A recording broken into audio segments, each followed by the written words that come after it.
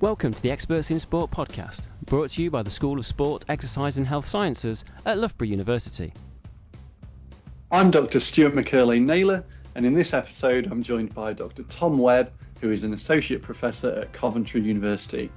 Tom is an expert in the global management, leadership and working practices of sports officials.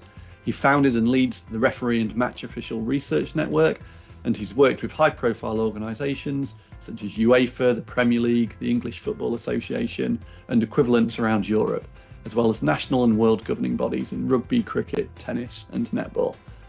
Outside of the day job, I was an umpire in the UK Netball Super League for 6 seasons, so this is a topic close to my heart.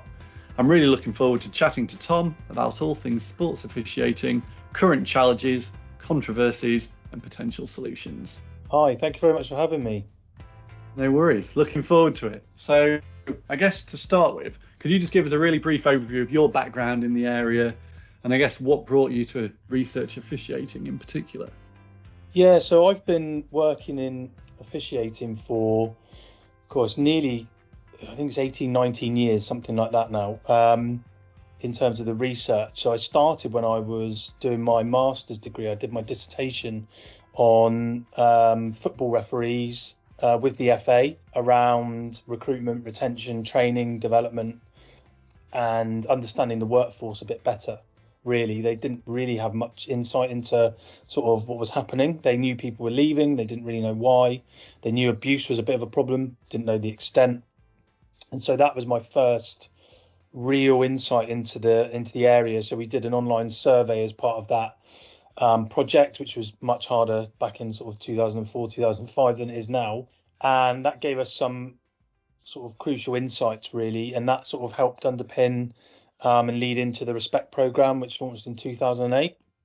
Prior to that, I'd worked in the sport development, sport management sector for about 3.5, 4 years. So after that, I did my master's degree and then went into sport management. So I'd always had an idea that I would work in the sector and then come back into academia using that experience that I'd learned sort of inform what I did basically when I came back. And so I worked in different local authorities, in community sport, then in assistant sport development, and then sport development officer, sport development manager. And then basically the job at Portsmouth came up as a lecturer in sports development, and it was sort of my plan to go back. And so I sort of applied and then was lucky enough to get the job there. And then once I did, they offered me the opportunity to do a PhD part-time.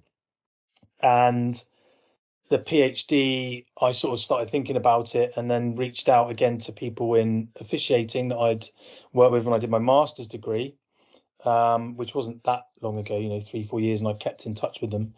And the PhD was then formed around elite soccer referees and the performance, training, development, cultural differences across different countries, particularly England, Spain and Italy. And that sort of reintegrated me into that area of research, I guess, which I was always from the first project I did really interested in. And I could never believe that there wasn't more out there, like research. When I started doing the literature searches, when I first started looking at this area, there was a bit on the physiology, how far referees, officials run, how fast they run, that sort of stuff. A bit on crowd noise and decision making and some related biomechanical research in terms of their movement and things. But that was pretty much it. There wasn't really much else. And that was good in some ways because it's a massive gap, but in other ways quite daunting because you sort of start to think, well, where on earth do I start? And so that was sort of where it came from. And I was just interested in the area.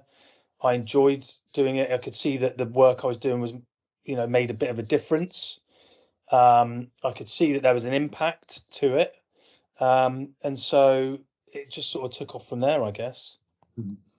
Now, how much do you think that lack of research before you got involved kind of reflects the way officials are viewed in society or within sport in general? Do you think it's a research issue, or do you think it's almost a result of the official being overlooked in many ways as a whole? They're definitely overlooked in many ways. Yeah, I think that's a given. And I think the research reflects that historically. So, if you look back, I was talking about movement of referees, for example, physiology, it's about how they move and things. Well, if you look at the number of studies with players in any sport or coaches in terms of the decisions that they might make and things like that, there's far more than there is with the officials. And so that's one of the things I did quite early in my PhD was look at the history of football referees to understand where they came from and why perhaps some of the issues that exist today exist. Where did that come from? Sometimes we can look back and understand that a bit more.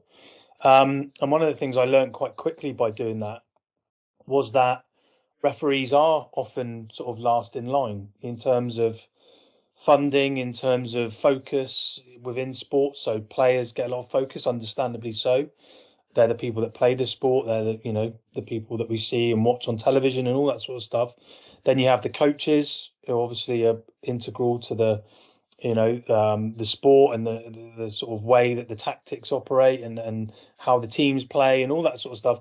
And then the officials sort of come after that. They're sort of almost a bit of an afterthought, really, historically.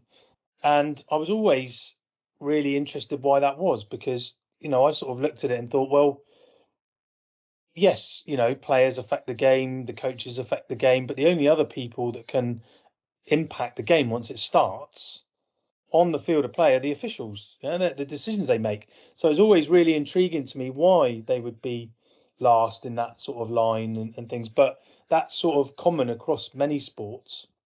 And I think that certainly reflects, the research that then occurred, so people focused on players and coaches, and then sort of latterly more on referees, sports officials and things like that. But certainly they weren't the primary focus.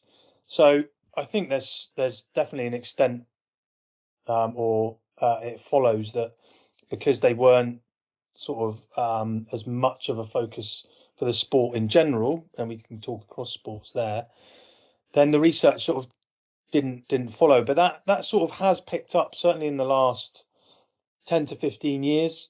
There's been a couple of systematic reviews looking at studies in officiating, one of them specific to football, but another one looking more broadly.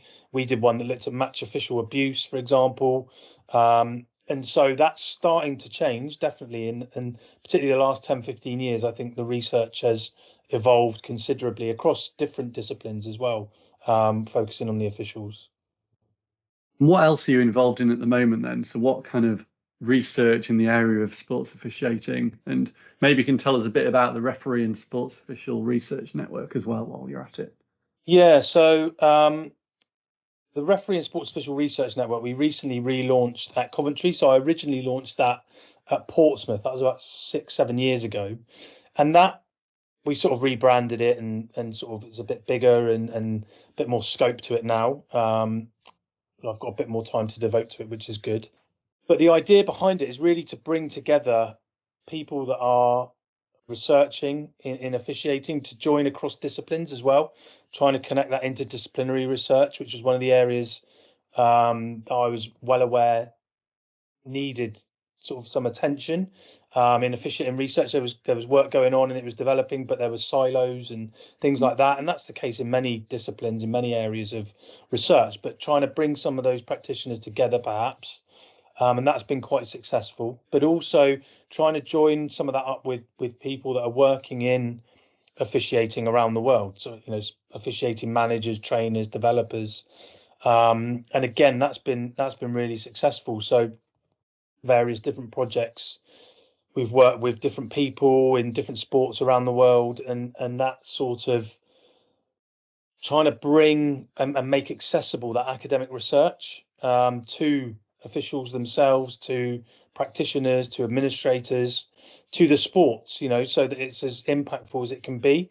Because again, looking back when I first started, I think that probably wasn't the case with a lot of the research. And I think that's really important that we make it as accessible as possible.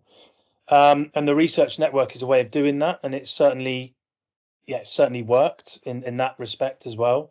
There's always more that can be done, definitely. And I'm hoping that in the next couple of years, I've got more time to develop that. And I think there should be more scope. We've got a book which is coming out at the start of August, which is an edited collection, for example, with authors all around the world looking at different aspects of officiating, which is designed to be written by academics, but for a wider audience, more accessible, again, with that aim of making that research accessible.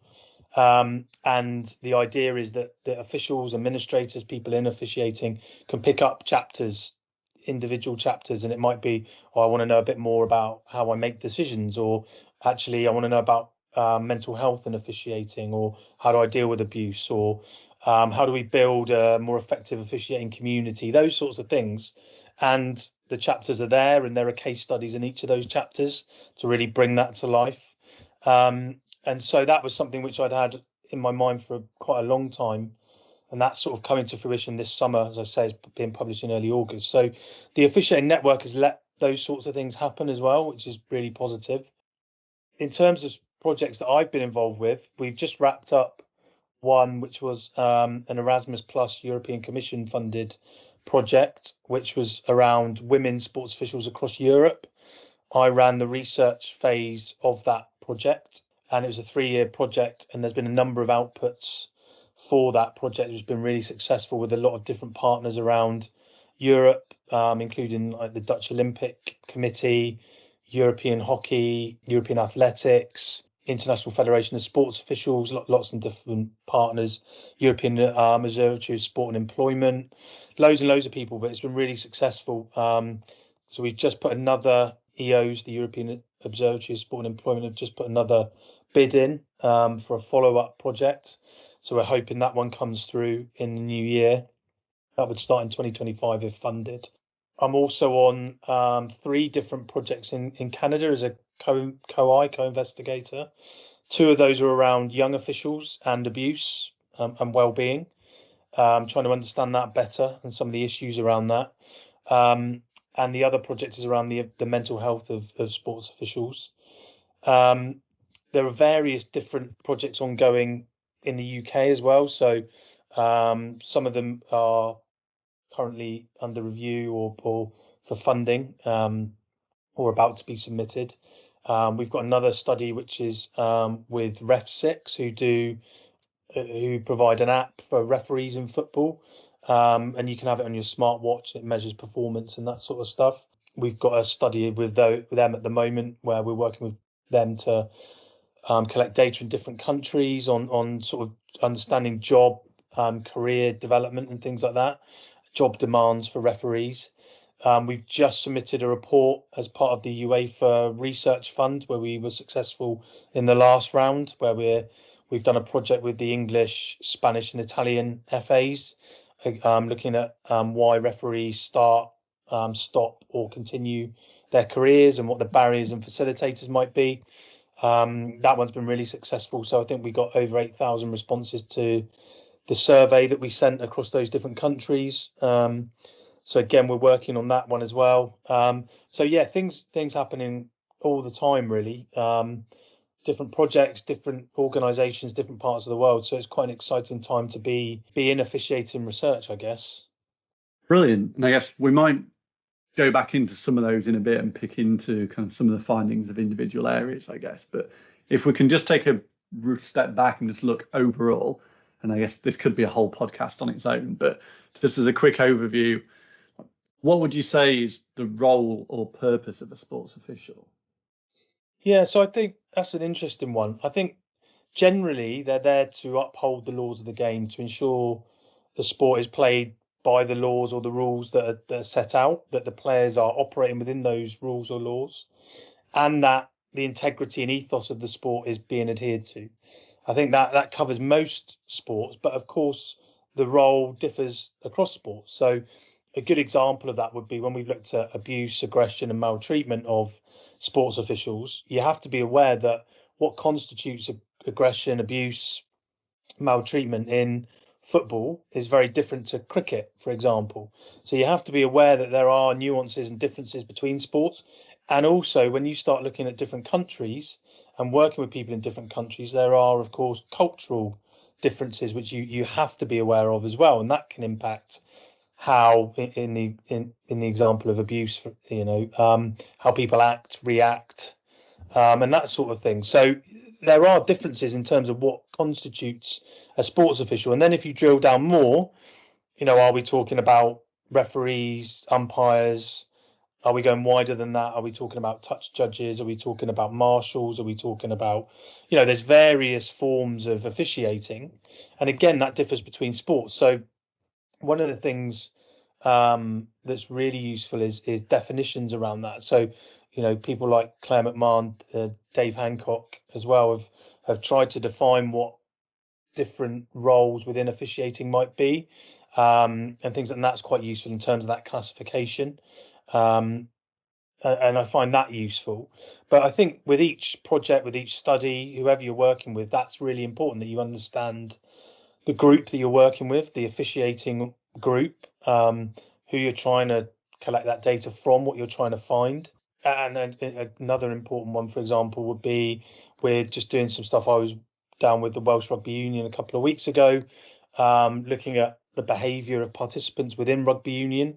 And they did an integrity symposium, which was really, really innovative. I've not seen that before. Really pleased to be part of that. And I was talking about how we treat the officials and why that's important, and creating that culture around how we treat them is really important. And there were people also talking about the role and behaviour of parents and the environment that we create and things like that. And of course, that's equally important because these groups are interlinked. And so we published a study at the end of last year, which was looking at the role and interaction of parents and young officials in sport, and how that interaction can sort of shape and define the development of those young officials in those seminal years when they're sort of new and learning, and how those negative experiences can have a really detrimental effect. And also how those groups are interlinked, because we're talking about the betterment of the environment for the officials, but of course, if you improve the environment for the officials, you also improve the environment for the players, the spectators, the coaches. They all operate together. They don't operate in isolation. So that was a really interesting event with the Welsh Rugby Union down in Cardiff. And I think it sort of shows the difference between the sports and how, something like that can bring some of those different people conducting research in different areas.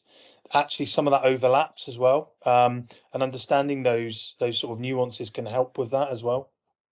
And you mentioned there, multiple different individuals or groups of individuals involved in sports. You've got, the official themselves or group of officials, players, coaches, the governing bodies, spectators.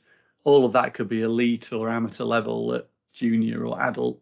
Do you think there are any differences across those groups in terms of how they see the role of the official? So would, if you ask the spectator in the stand versus a player on the pitch versus the official themselves, do they all agree about what the purpose of that official is and what they're there to do and what successful performance would look like for that official? Or do you think there are differences there in what they're all expecting and looking at?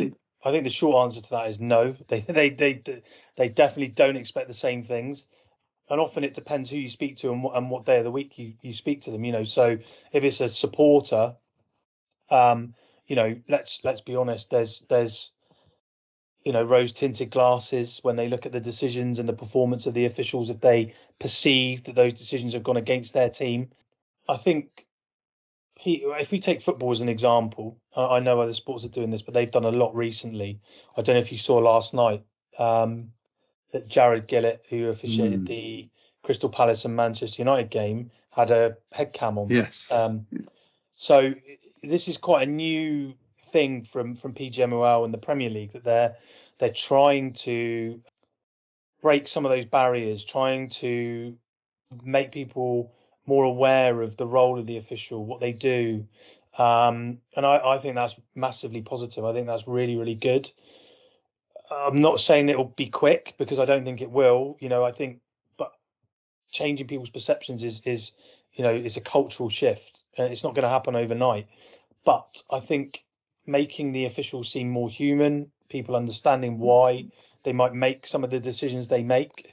The mic'd up show, for example, that Howard Webb does, where he goes through the VAR decisions and will acknowledge if they're incorrect.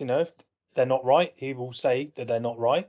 And again, I think that transparency is really important because, yes, officials make mistakes, so do the players, so do coaches. We have to understand that. VAR, video technology, is not going to get rid of every error. It's not possible, because many of these calls are subjective. So the fact that perhaps when VAR was launched, it wasn't communicated as well as it could have been, has set it back a little bit in football. I think that was the case in other sports as well. Other sports, when they introduced technology, had teething problems. Happened in rugby union, happened in cricket, happened in tennis. It's not an overnight success necessarily, and something like VAR in football is even more difficult because it is a subjective opinion in many of those instances, and so it's not a yes or no answer. Goal line technology, touchline technology, Hawkeyes, things like that. That works really, really well in many sports, including football, but tennis, cricket, things like that, because it's a yes/no answer. And if the technology is good enough to measure to the degree that we need it and the accuracy that we need it, which it is, then people accept those decisions. So when was the last time, you saw a player disagree with a line call in a tennis match if the ball's called out? They don't. If it's on Hawkeye, it's just accepted. They walk over to the other side, get on with the game. When was the last time we saw goal line technology questioned? It doesn't happen because the players accept that the technology is valid, and therefore it's either over a line at one point or it's not over a line, in terms of the ball. So one of the issues there in terms of VAR is that it's not a yes/no answer necessarily. It's still an opinion. And what you're doing is you're adding a layer of opinion to the opinion of the official on the field of play. And that's the same for many of the video technologies, video assistant referees, whatever you want to call it, TMO in rugby. That's what happens. So I think going back to the question around the perception of the officials and how they're perceived, and do people look at them differently? Yes, they do. But I think sports, and I use football as the example, are trying to break some of those barriers, trying to maybe let people understand how the officials operate, how they train, how they develop, how they make decisions. And it might not always work. You won't reach everyone, but I think trying to do that is a positive thing. And I think that understanding the intricacies of officiating is useful. But of course, if a decision goes against your team and you're a supporter, you're not going to look at that favourably. We have to understand that people will be caught up with the emotion of sport. It is an emotional engagement. So I think officials understand that as well. Yeah, absolutely. And I think some of those things you mentioned are definitely really positive steps forward. I'm trying not to put my own bias too much onto this, as my experience officiating in netball, but I think for me, from the official's perspective, there seems to be a big disconnect in that perception of the role of an official, as you say, where all of these technological aspects are aimed at maybe what certain stakeholders see the role of an official being. So this robot that's there to get a decision correct, and that's what they're judged on, versus, I'm sure if you asked many officials in many sports, they'd talk about game management, whether it's managing behavior of players, whether it's managing the flow of the game, whether it's reading the game, spotting a good advantage decision, kind of those kind of aspects. And even does VAR, all those video aspects, detract from that? Or even, I don't know, thinking out loud here, but do they undermine that somewhat? If you say one stakeholder would argue the primary role of the official is to manage the game and manage the players, but then does the technology, while addressing one aspect, undermine their ability to actually manage players and manage everything else? I don't know. Yeah, I think there's, I've heard that argument about the erosion of the sort of authority or values of the on-field official, and I think that's a fair observation. If you look at cricket, we did a study, which was a book chapter years ago, where we looked at sportsmanship and the impact of sort of technology, and cricket umpires were saying, yeah, we feel like, we probably don't have as much standing as we did because of the technology.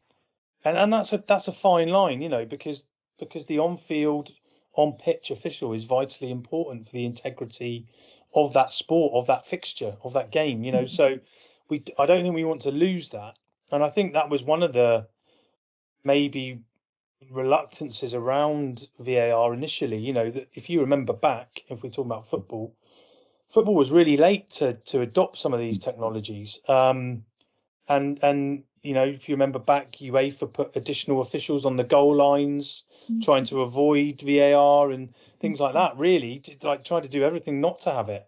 And then at some point, there was like this moment where it was like, okay, well, we're going to embrace it. And since then, there's been numerous, since goal line technology, there's been a lot of changes and trials and things like that. We've seen body camera trials, we've seen sim bin trials at lower levels. They're trying things seemingly all the time, and that, as I said, they were quite late. If you look at cricket, traditionally considered a very traditional sport, actually they embraced technology quite early, really. If in terms of Hawkeye, Hotspot, Snicko, all these different tools for the umpires, and some work better than others. If you remember Hotspot, that had to be withdrawn because it was found that if you grease the edge of the bat, the contact with the ball wouldn't show up on the heat spot wouldn't show up. So the technology wasn't as reliable as it was thought. So I think other sports potentially looked at that and thought, well, we don't want to introduce something to then withdraw it. So we've got to be sure that it works, and I do think having that technology and having or ensuring that on-field presence and authority and the line between the two is really important. And I think that's what many sports are sort of, trying to achieve, treading that sort of fine line, I guess. And it is difficult. Yeah, and I think a lot of those aspects like goal line technology, whether something did or didn't hit a bat, whether something did or didn't land in on a court, are more black and white. They are more almost separated from that on-field management of game and players. And I think the other key aspect for me is also almost the perception of the official as an athlete, that viewing it as an elite athlete, an awareness of what is the training required, what is required to get to that stage. Even, I don't know how many people are aware of how these officials are assessed. What is, sounds obvious, but that the players on the pitch are trying to win the match. How they're judged as to whether they've had a good or a poor performance. Do people know how the official is actually being assessed? What is it they're trying to do when someone is or isn't selected for a particular match or a final or whatever? What led to that? Even kind of going off on a tangent here, but I remember I umpired at one point at European under-21 championships at netball, and I remember as the prizes, medals, whatever are being given out, happens all the time, but for whatever reason I noticed it that day. It's where you get all the congratulations, whatever, for players, and the official announcement is kind of a thank you to the umpires. We couldn't have done it without, for allowing this to take part. The games couldn't have happened without you. And it really struck home to me then the difference between, at the same sporting event, a player that's recognised as having worked hard to get there, been selected as the best player in the country, winning an award, versus someone who's gone through that exact same process, who's then kind of thank you for giving up your time, rather than congratulations for being selected to umpire the final or whatever it might be. I think there's also a striking contrast there in many sports. Yeah, I think there's a couple of points there. I think if we take netball as an example, and not dissimilar to many sports, the officials give up their time, they don't get paid. So even at the elite level, right, these guys, you gave that example that you had. We went to the World Cup when we started the project with World Netball back in 2019, right at the start, just before it kicked off.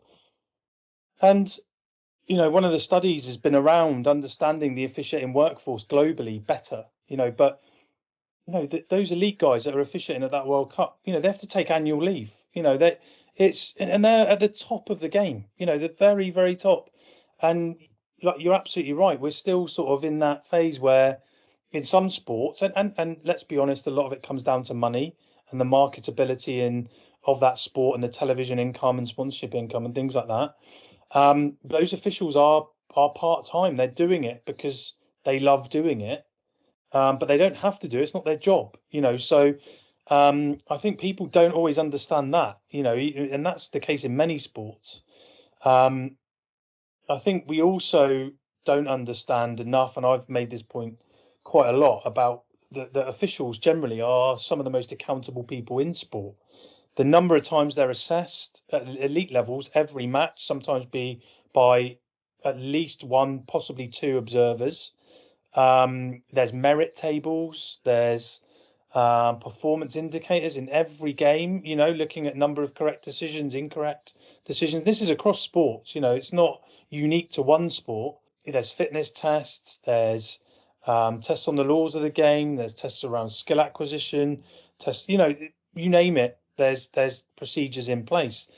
And I don't think that is always understood. And I think, as I say, they are some of the most accountable people in sport. And that, I often hear this argument, it's like, oh, nothing ever happens to referees if they get decisions wrong. Simply not true. It does, and in many sports. But you often hear it in football. Well, there's no accountability. As an example, some of the research I've done, I know in Italy that if you finish in the bottom two of the merit table in Serie A at the end of a season, you are demoted and you don't referee professional football again.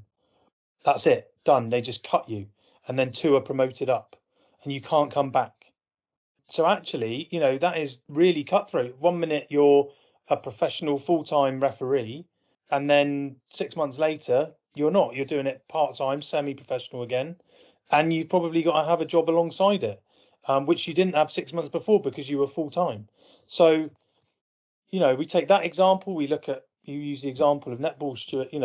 Those people, those umpires in those tournaments are doing it alongside a job that they do full-time. There are various examples we could give, and I don't think people understand the commitment sometimes, not just in terms of time, but training, development, all those hours that go into being, as you say, an elite athlete. That's what officials are at that top level. They are elite athletes, and they are some of the most accountable people in sport. And sometimes that message definitely doesn't get through.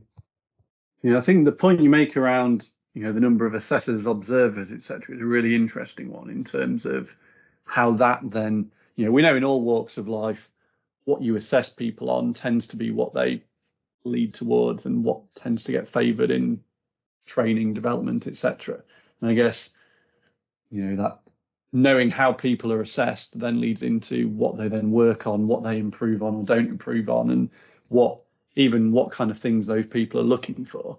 But it was just, as you were talking, I was thinking about what that framework of kind of what almost scoring system would look like if you asked the coaches to come up with their scoring system of what should a successful outcome from this official look like. How would you weight their ability to play a good advantage versus their ability to be in the right position versus their, how does one terrible decision that results in a goal compare to 10 kind of lower weighted decisions earlier on in the match? All of those kind of things. Actually, how would players, officials, spectators come up with those systems, and do they compare? I know I'm not expecting you to have an answer to that, but I'm just thinking out loud is actually, if that is a big driver for the performance and evaluation of officials, do we actually know what that looks like? And how would people feed into that process if they could?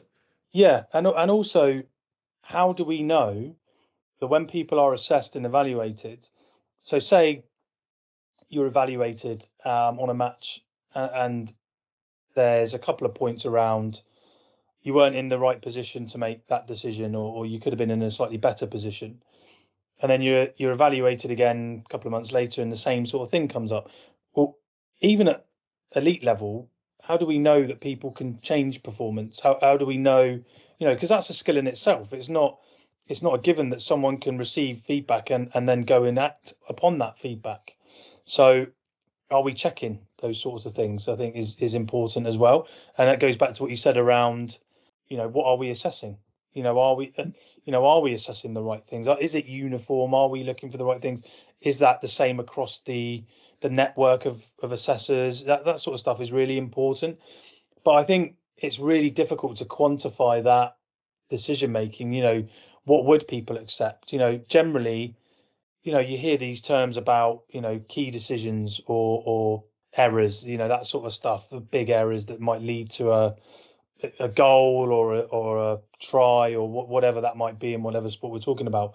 Those are the ones that want to be avoided. But of course, some of the smaller errors can lead to a bigger error or something like that. So it's not always that straightforward. It is quite a difficult thing to think around. Well, what do we accept in terms of referee officiating decisions, and what is acceptable? What are we prepared to accept? Because, sports like, sport mirrors society. There are mistakes. People make mistakes. We're human beings. And there will be mistakes in sport. That's what makes sport as interesting as it is. Generally, a lot of the time, something happens because someone does something really, really good, a player on the field of play, or something they make an error, and it leads to something in sport, and that's generally the case. And officials often make very, very few mistakes, certainly by the measures that they're assessed on, and yet we seem less accepting of those errors when it's the officials than it is if it's the players or the coaches. Yeah, it's that thing of you look at percentage pass completion or percentage shots on target or whatever it is you want to look at for a player, and so if an official was at that level, what would the response be?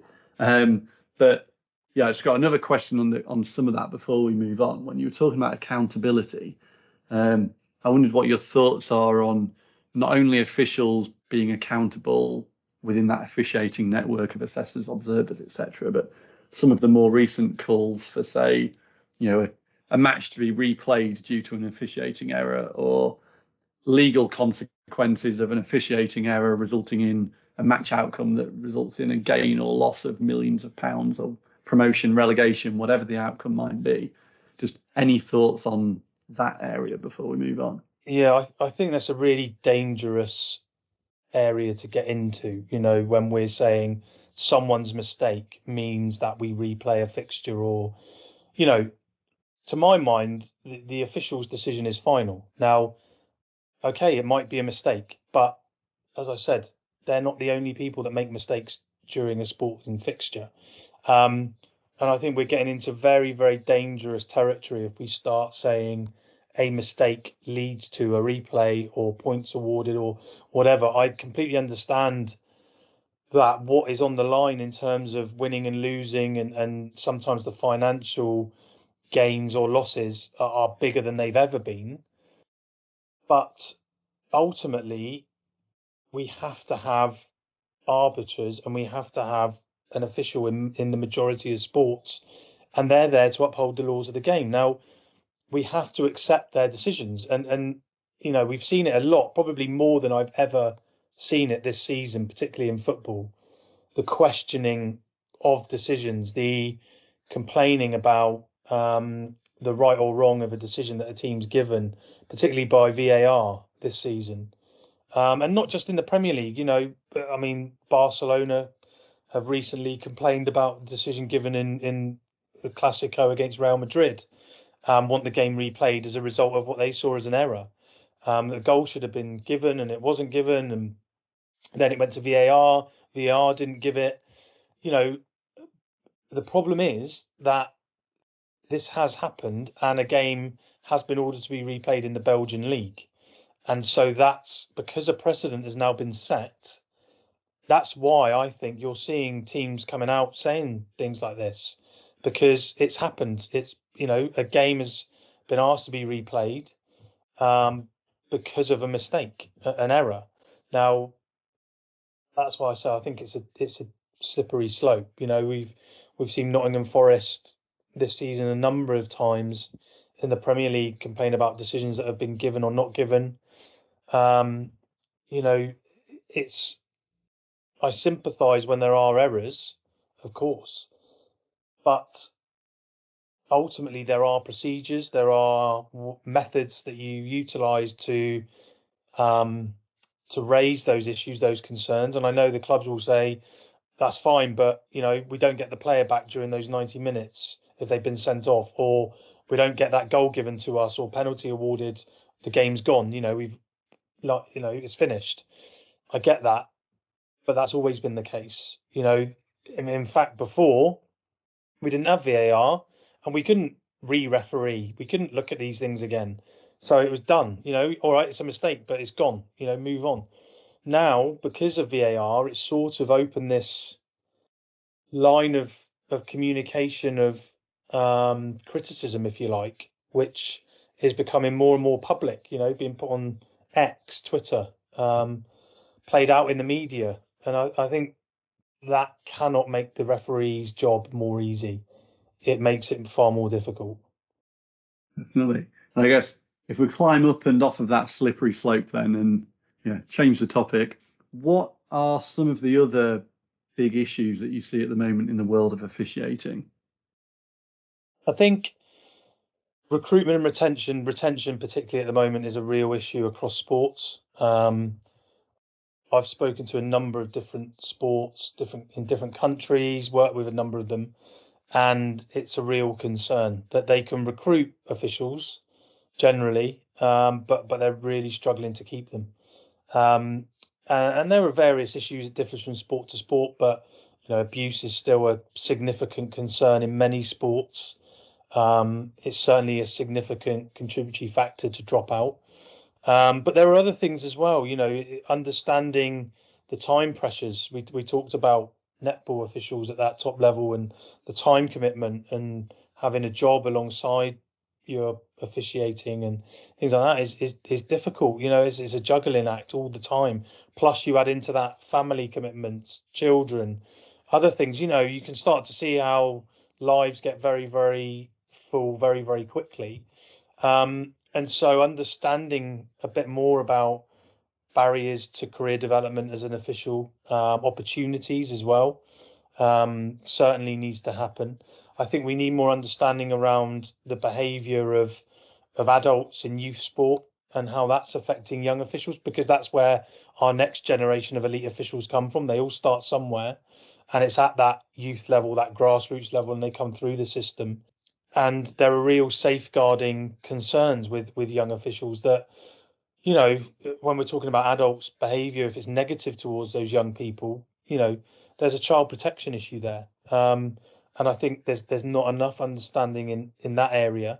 Cross-cultural studies, really important, understanding differences between, we talked about that earlier, about differences between sports, between countries, and understanding some of the trends which might be transnational and some of the cultural differences which might affect how we recruit, retain officials, some of the barriers to that, some of the barriers to training and development, which might be cultural, which might be down to the sport.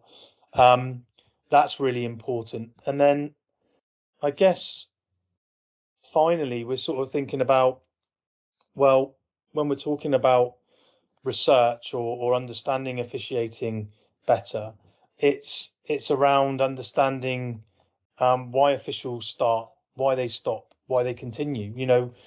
Do we understand enough about the job demands that they're under, the demands in their role? Again, we talked about that, and I don't think we do necessarily understand that as well. And I think there's various different aspects of management theory and things that we can use to understand that. Again, that's in its infancy, I would say. Mental health and officiating, there's far more on the understanding of player mental health, well-being, coach mental health, well-being, still not very much on the officials. And I think that we need a better understanding there. And then, we're still a long way behind in terms of the physiological elements of officiating, the biomechanical aspects, understanding some of those areas better as well. So for me, there's still big gaps. There's still areas that we really want to encourage people to look at in terms of officiating research. But because there's big gaps, there's also real opportunities to make a difference, which as researchers, I would always say that's something which we look at. We want to help, we want to make a difference, you want your work to have an impact. So I certainly think officiating as an area gives the ability for researchers to do that. And if you take recruitment and retention then as an example, what are some of the potential solutions being looked at? Yeah, I think recruitment, what sports are starting to do is diversify their recruitment. And that's a really positive thing. We're seeing sports that are recruiting people from different backgrounds, whether that's women sports officials when the sport has traditionally recruited more men, whether that's people from mixed heritage backgrounds, different ethnic backgrounds, different areas of society, whatever that might be. I think that's a positive if we want to try and reflect in officiating workforces the wider society we live in, if we're talking about the UK, because we are lucky enough to live in a society which is multicultural, which does draw on people from different walks of life, different backgrounds and things like that. And I think that's really positive if we can do that. So sports are doing that more and more, and that is really positive. In terms of recruitment, I think it's retention is more difficult. It's quite nuanced. I know different sports are struggling with that. As I said, I was with Welsh Rugby Union a couple of weeks ago. I was with European Handball in Vienna. Both those sports are struggling with retention. Football as well. They're recruiting a lot of referees, but the retention differs between different counties and regions. It's an ongoing issue. And I don't think COVID helped particularly because, there were enforced breaks from officiating as there was with playing and coaching. And people found that there were other things to do with their time, and so we're probably still dealing with the aftermath of that a little bit, and sports are struggling to sort of get on top of that. But there is innovation, there are things happening, and I've given a few examples from different sports. And that's positive. Sports are trying to find a way to recruit more officials. We need to look at the playing environment as well, particularly in youth sport. I think that's really important. I've spoken to a number of different sports and done work in a number of different areas where the playing environment needs more positivity. Perhaps it's negative at times. And so that's the same for the officials. Touchline behaviour towards officials, player behaviour towards officials, that sort of thing really needs further consideration. And that's where the body camera trials in football are trying to sort of make a difference in terms of that environment.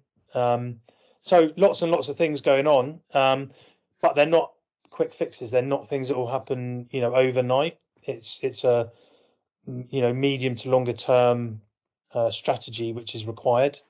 But be interesting to see how those things affect that recruitment and retention cycle. Yeah, and are there any examples beyond the ones you briefly touched on, I guess, of either other sports, other countries, or even, I guess, things outside of sport that we can learn from, where, there are maybe some novel approaches that have been used to improve recruitment and retention or deal with abuse, deal with behaviour in certain contexts that you think could be possibilities were people to try it? Yeah, the book we published in 2020 where we looked at sort of abuse as a global problem and then the policy interventions and work that people have done around that. We found that there were a few different initiatives that were happening. So one of those was in hockey in Australia, in New South Wales. They had a pledge of positivity towards the officials where clubs and players had to sign up. That was really successful. There was a code of conduct around how people should act towards officials, and if they transgressed, there were punishments which were very clear.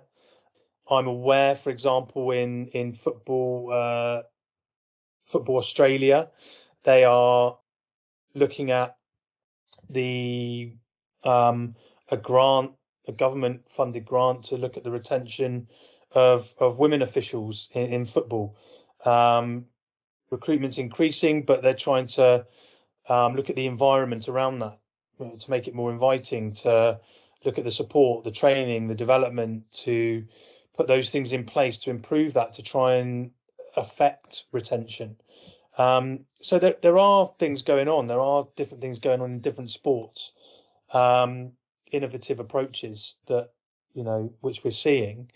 We take football in this country, PGMOL, the Premier League, have got outreach initiatives like breaking barriers and things like that in the community, where they go around and try and promote the role of the referee and change perceptions and things like that. So things are happening at lower levels and at sort of professional level, if you like. But again, it does take time, and then we need to evaluate whether these things are working, monitor them, evaluate them, whether that intervention is working. If it's not, change it. If it is, great. Let's see what impact it's having.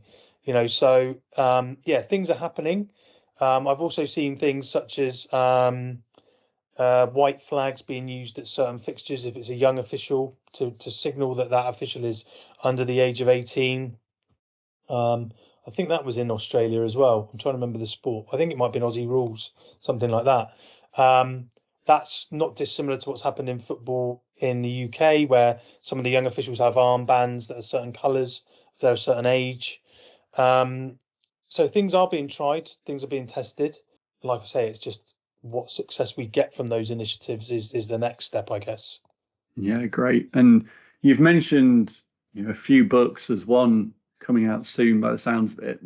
If people want to find out more about your work, or I guess this area in general, have you got any recommendations for the best way of doing that? Yeah, so my work can be found, just typed in Tom Webb referees, Coventry University, you get taken straight to the homepage of my research. So that would give an overview of what I do and the work I've done.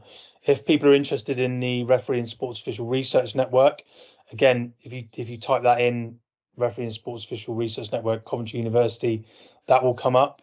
In terms of the books, again, you can find that on those publications on those websites. But again, if you type my name into Google and referees, lots of stuff comes up around that as well. So we've tried to make stuff open access where we can, which is really important. So some of those studies you can access. Some might be behind a paywall, which is the nature of journal publications.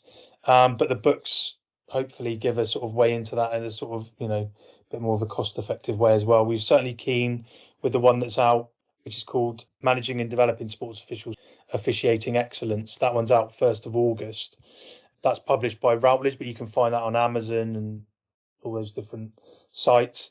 We're really conscious that we wanted that as an affordable option, because we're trying to make that research accessible, and academic books often aren't in terms of price points. So that one is for the paperback is $35.99, which is, I think, is pretty competitive considering what academic books usually cost. And again, the idea with that is that people can then also buy separate, potentially the online version when that comes out, will be able to look at separate chapters and that sort of stuff. So that the online version will come a bit later. But yeah, hopefully that sort of price point isn't too prohibitive. So certainly something that we were sort of keen to try and drive down a little bit. Thanks, Tom. Sounds great. I appreciate your time and appreciate your efforts to improve things for officials across multiple sports, multiple countries, multiple roles. And yes, to finish off with, a big thank you for coming on the podcast. No worries. And thanks very much for the invite. Thanks for listening to the Experts in Sport podcast.